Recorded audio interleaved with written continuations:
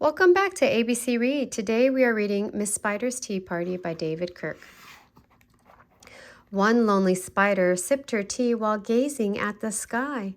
She watched the insects on the leaves and many flying by.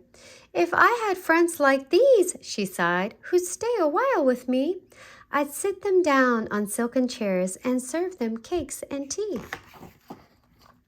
Two timid beetles, Ike and May, crept from the woodwork that same day, but when Miss Spider begged, "Please stay," they shrieked, "Oh no," and dashed away.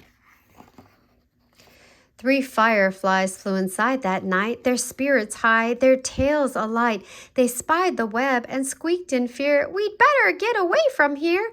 The little trio did not feel they'd care to be a spider's meal.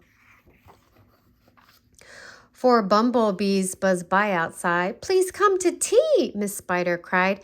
The four ignored her swaying there. She waved a tea towel in the air. She took a cup and tapped the glass. Then one bee spoke to her at last. "We would be fools to take our tea with anyone so spidery." Within the shadows of the room, just peeking from behind a broom, 5 grinning faces bobbed and peered. Miss Spider smiled, her heart was cheered. Descending for a closer look, she danced into the gloomy nook, but sadly found those jolly mugs belonged, alas, to rubber bugs.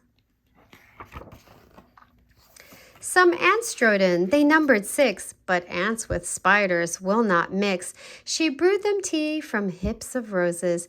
The proud platoon turned up their noses.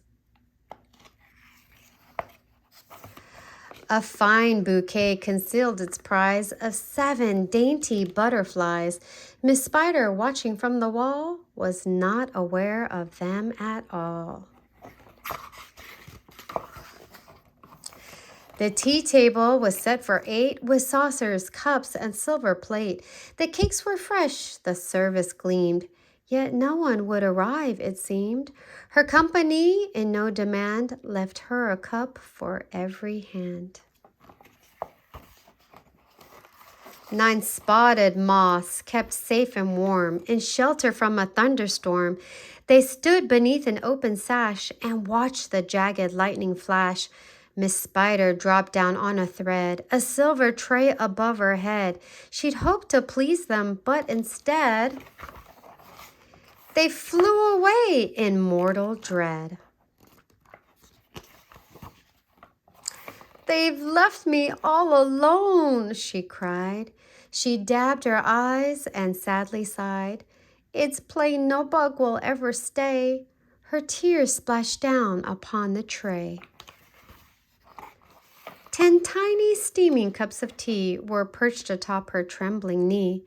She sipped and sobbed, then heard a cough, and turned to see a small wet moth, a fragile thing so soaked by rain, his wings too damp to fly again. She smiled and took a checkered cloth to cloak the frail and thankful moth. They talked and snacked on tea and pie until his tiny wings were dry. Then lifting up with tender care, she tossed him gently in the air. The moth told Ike, then Ike told May, who went from bug to say, "There is no reason for alarm. She's never meant us any harm." So later in that afternoon, assembled in the dining room, 11 insects came to tea to share Miss Spider's courtesy. 12 tender violets in a vase presented at Miss Spider's place, set by her chair so neatly spun. She munched the blossoms one by one. Her friends were glad to watch her feast upon the floral centerpiece. It was a great relief to see she ate just flowers and drank just tea. Miss Spider's reputation grew. Before too long, our hostess knew each bug who crawled or hopped or flew, and all their lovely children too. The end.